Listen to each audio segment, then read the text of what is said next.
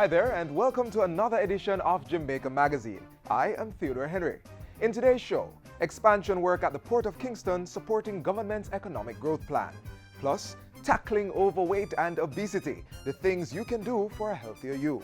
And later, we turn the spotlight on the Jamaica Library Service and its offerings, which are much more than books. Sit back and relax for these and more to come as we turn the pages of Jamaica Magazine.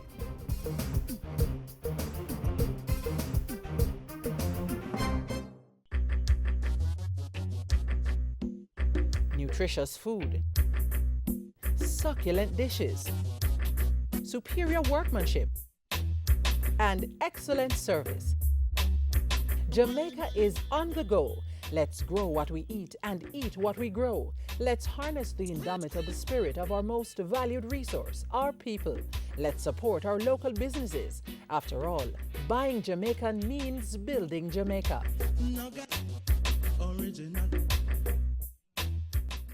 Steady developments have been taking place at the Port of Kingston since Kingston Freeport Terminal Limited took control under a build, own and transfer agreement. The work is supporting Jamaica's move towards becoming the #1 shipping and logistics center in the region. Find out more in this feature.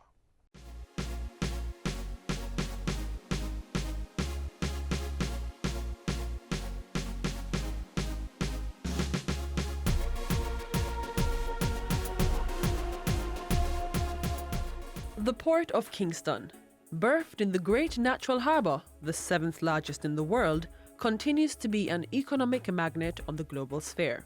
The port has been the hub of trade through several periods of development, from as far back as the 16th century.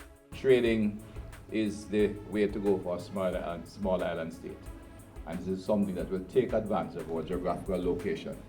We happen to be blessed with a position that puts us in the right path. Although we sometimes forget that, but the pirates taught us that hundreds of years ago. This was the base. Another renaissance is about to unfold in today's modern era of shipping and logistics, which is expected to make this port a critical axis for Jamaica's push towards sustainable economic growth. We sit in the middle, geographic middle, of 800 million market. And that 800 million market is not only just 800 million population, it's the largest market in the world. North America, comprised of the United States and Canada, is the single largest market in the world, and will remain so for a long time. We therefore have a very strategic advantage in terms of positioning where the Kingston Contier in terms of will become the logistics center of the Caribbean region. In July 2016, Kingston Freeport Terminal Limited, KFTL, took over operations of the Kingston Container Terminal, KCT, under a 30-year concession agreement. Kingston Freeport Terminal Limited is the local subsidiary of the French shipping company CMA CGM. The concession agreement gives KFTL the right to finance, expand, operate, and maintain the KCT for the duration of the contract. The divestment is already sparking significant investment in ports development. It confirms clearly that to divest to the private sector under the required conditions, economic activity that is done better by the private sector is the right role we're taking, and we have to pursue it aggressively in all areas. Since CMA CGM took over the port and began development activities, the container handling capacity has been increasing from 1.3 million 20-foot equivalent units, TEUs. And with expected new equipment for the expansion, the terminal capacity should soon reach over 3 million TEUs per year from the first phase of capital works. New, larger and more efficient ship-to-shore cranes with more container handling capacity is to be installed by the concessionaires, along with other critical works. When we get to 5 million TEU, we will be a major player, and that's when you begin to get all the spin-off, and that's what we'd like to get. We are confident that CMA CGM, with the support of the institutions of government that they require, will get there, and you'll see a very dynamic economic activity around the Kingston port and in fact in the entire capital city. According to the Chief Executive Officer of KFTL, Olivier Cretou, part of the overall terminal upgrade involves the build-out of a new information technology infrastructure supported by fiber optic cable. You know KFTL, Kingston Freeport Terminal Limited. We are competing with Panama, Caenwood, Cartagena, and other hubs in the region. And our target is nothing but being the number one. The CEO has expressed his appreciation for the staff, which he says will be increased over time. I keep repeating how proud I am to being the CEO of such an amazing team.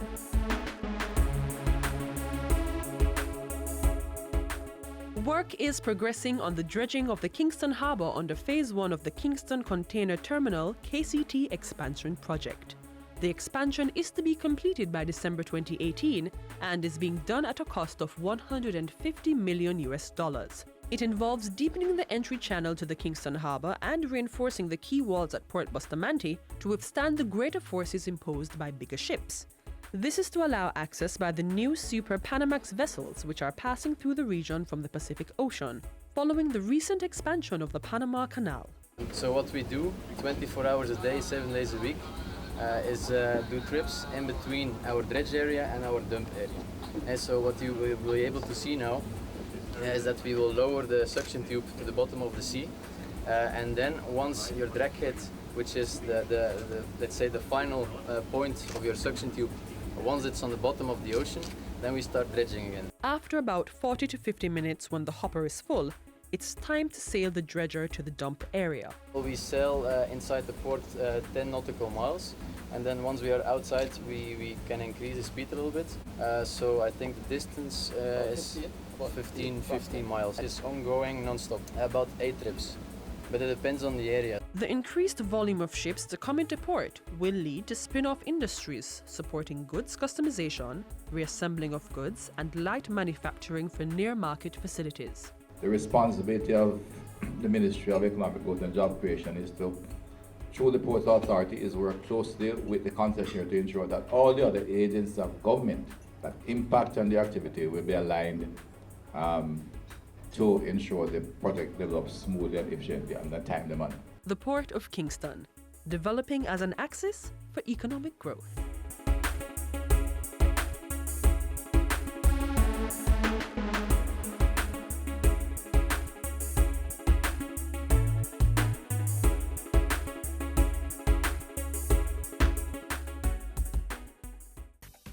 If you're watching the JIS, you're always in the know when it comes to government information. Keep watching, keep informed, and tell your friends. JIS, your #1 source for government info.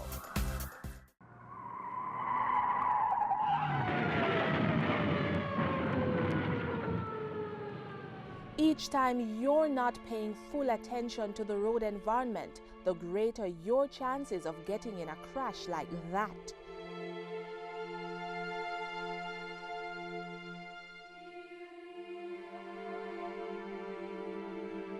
Plan routes to avoid focusing on GPS systems, prevent children from roaming in motor vehicles, turn down the volume of car stereo systems, pull off the roadway if you have to use mobile devices, do not read, watch television or eat while driving, avoid multitasking, and keep conversations with other passengers to a minimum. Whether you walk, ride or drive, avoid potentially fatal distractions. Eating well and exercising helps to maintain a healthy weight, reducing all risk of developing chronic illnesses. Up next, we're exploring the weighty matter of obesity.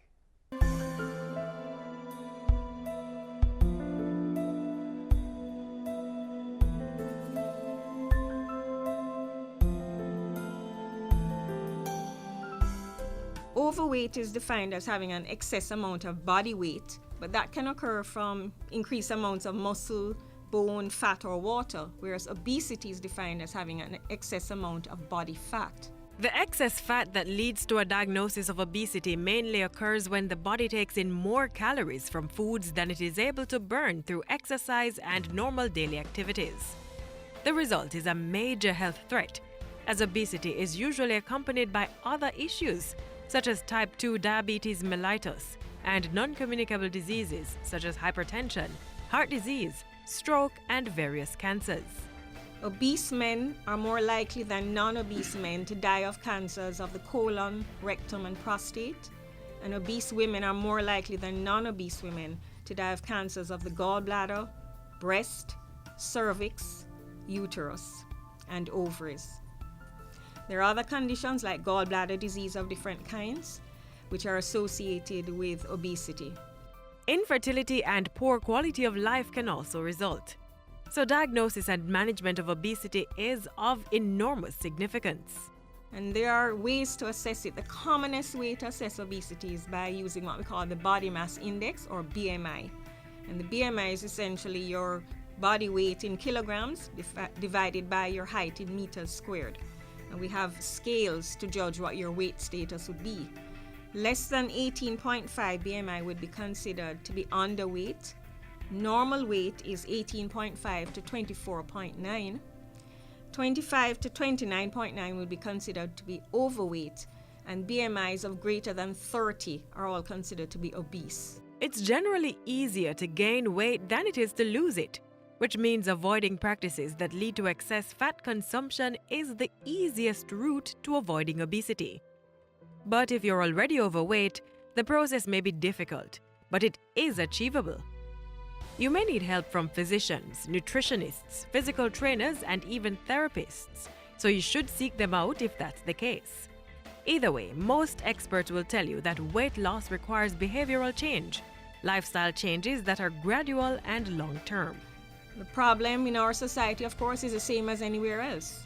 Less physical activity, we're working harder, we don't have time to schedule exercise, and of course, unhealthy eating habits. So more fast food, less fruits and vegetables, less freshly prepared foods, and consumption of large amounts of sugar-sweetened beverages. So this is what fuels it. Eating healthy helps to keep us healthy. Are you thinking about what would be a healthy and balanced meal, but just can't decide on what foods you should be having?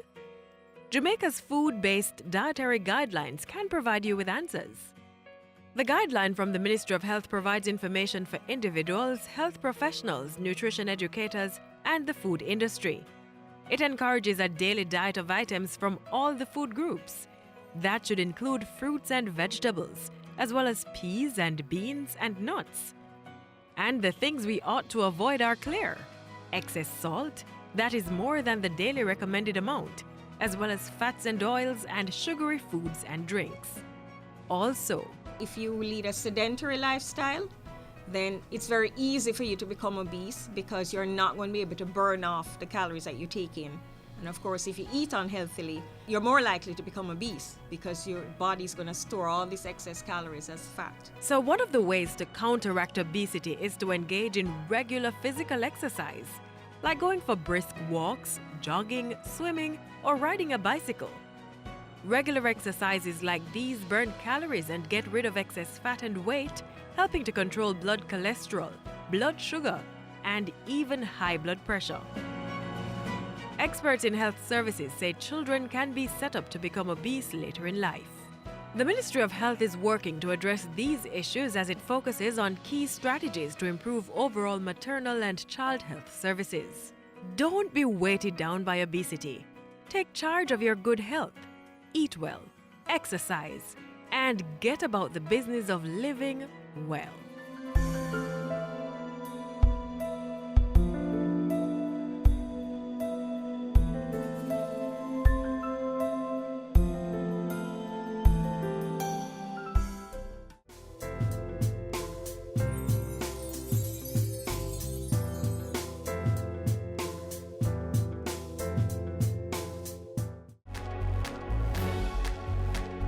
Know your numbers and control the keys to a healthier heart. Know the numbers for your blood pressure, cholesterol level, blood glucose level, and your weight and body mass index. Give yourself a fighting chance. Find out the risks they represent and what you need to do to stay healthy. Talk to your doctor and start making healthy lifestyle choices to prevent a heart attack or stroke. Libraries serve as reservoirs of knowledge, and the changing face of our libraries and their services have made them more dynamic and responsive to communities' needs.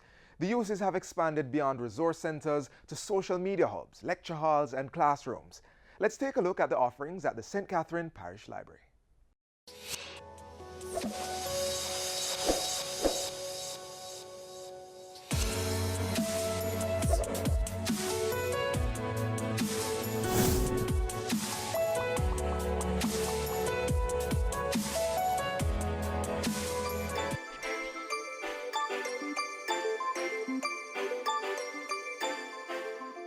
The St. Catherine Parish Library is your safe haven, your home away from home in the buzzing metropolis of St. Catherine.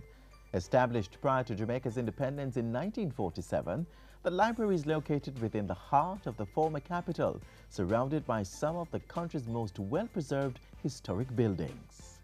The St. Catherine Parish Library has stand out in that it's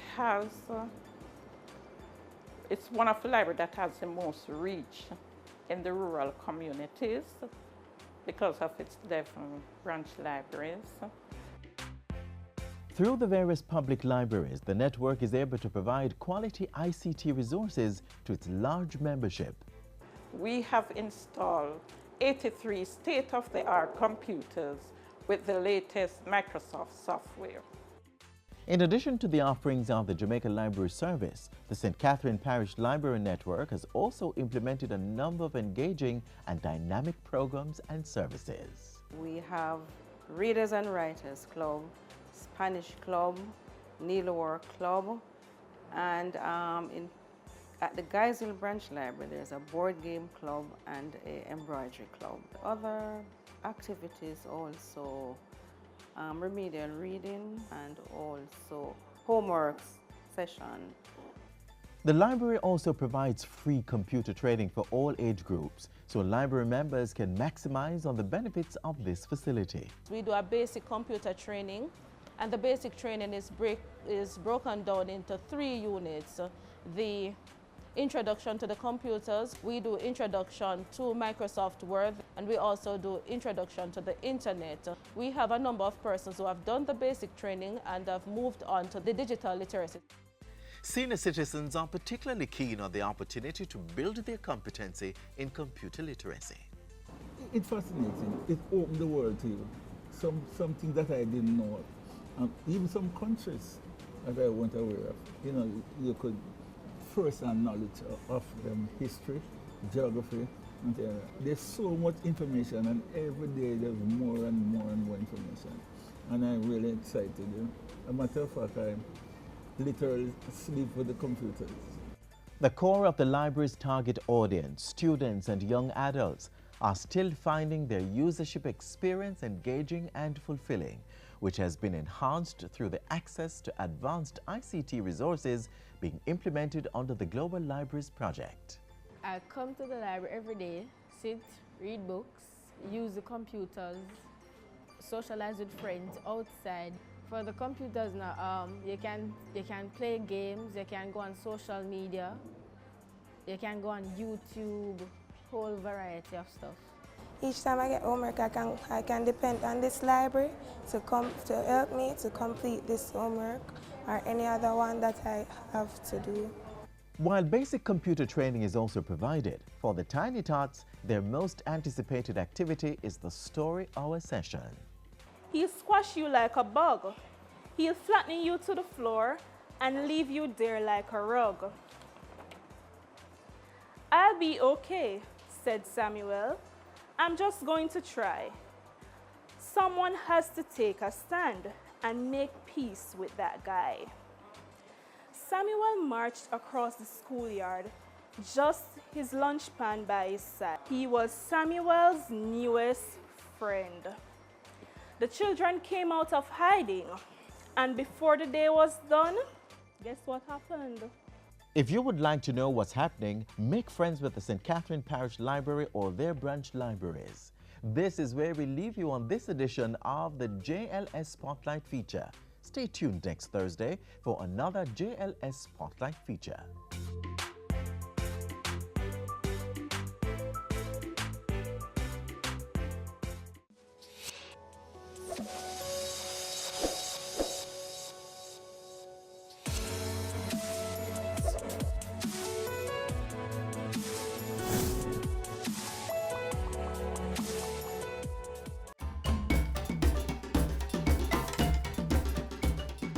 On the board this week, the Glad Tidings Open Bible Church presents Cantata 2017 under the theme His Hand or Heart Extended.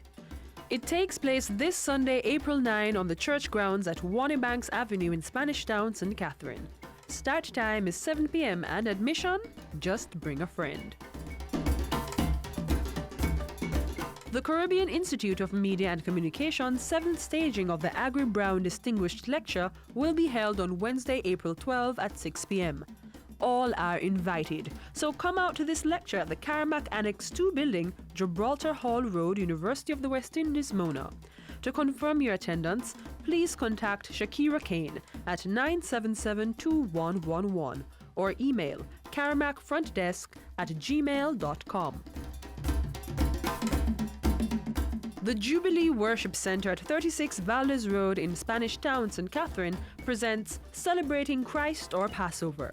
It's on from Thursday, April 13 until Sunday, April 16, starting at 7 p.m. each day. There'll be continuous intercessory prayers, declaration of scriptures, apostolic, messianic teachings, and anointed worship. For more information, call 649-2562 or 537-0081. And that's all for our community notices today. Send us your events for broadcast on the JIS Community Notice Board. Call 922-868-022 or send an email to cbishop@jis.gov.jm.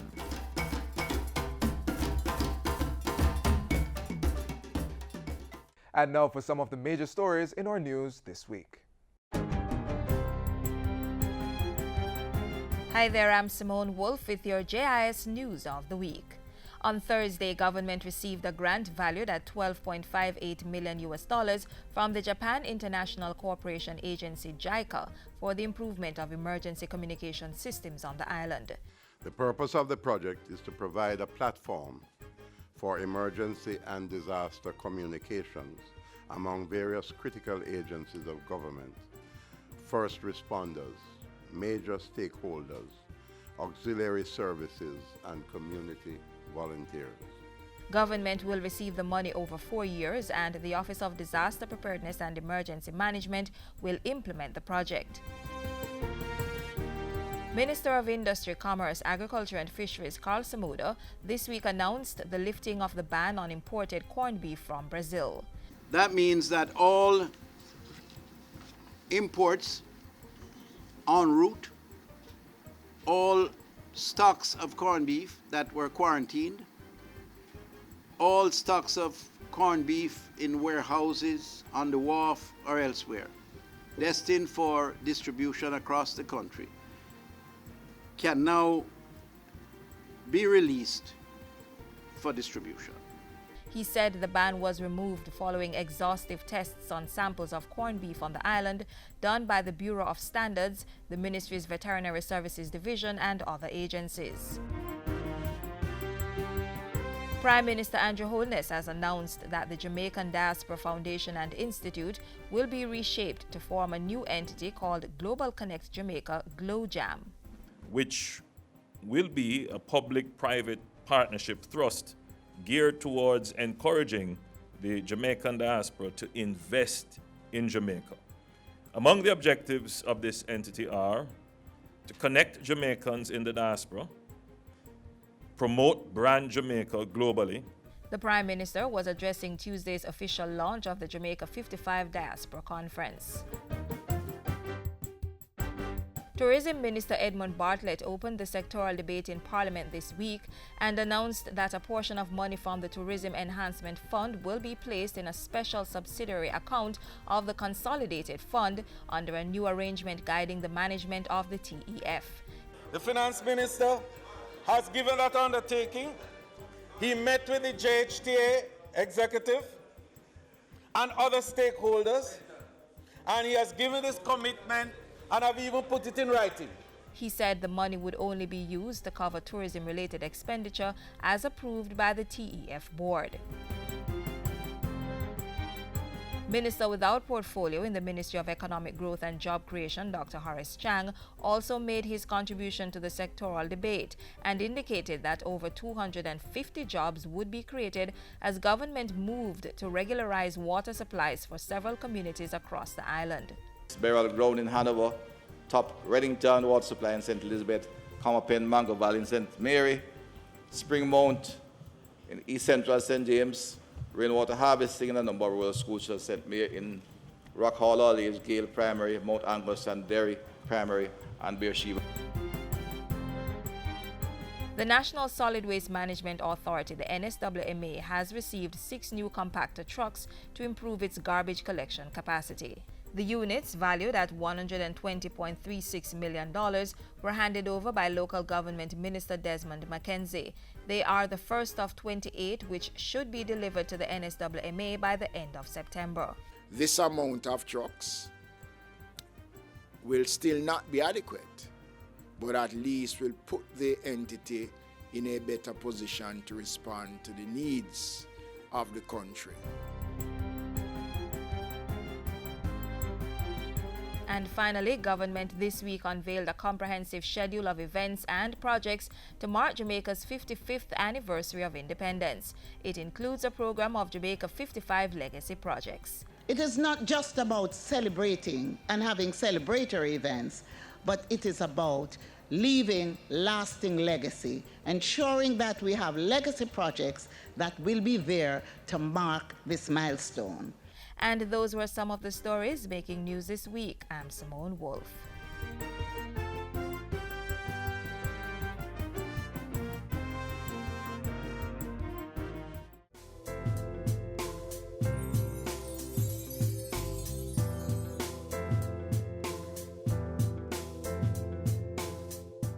And that brings us to the end of today's edition of Jamaica Magazine. Join us again tomorrow when we'll do this all over again. Until then, you can click online at jis.gov.jm and visit our YouTube channel to get the latest government information. Also, follow us on Twitter and Facebook and download our app from the Google Play Store to stay informed. I'm Theodore Henry, reminding you to take care of your health, eat well, exercise, and make every day a productive one.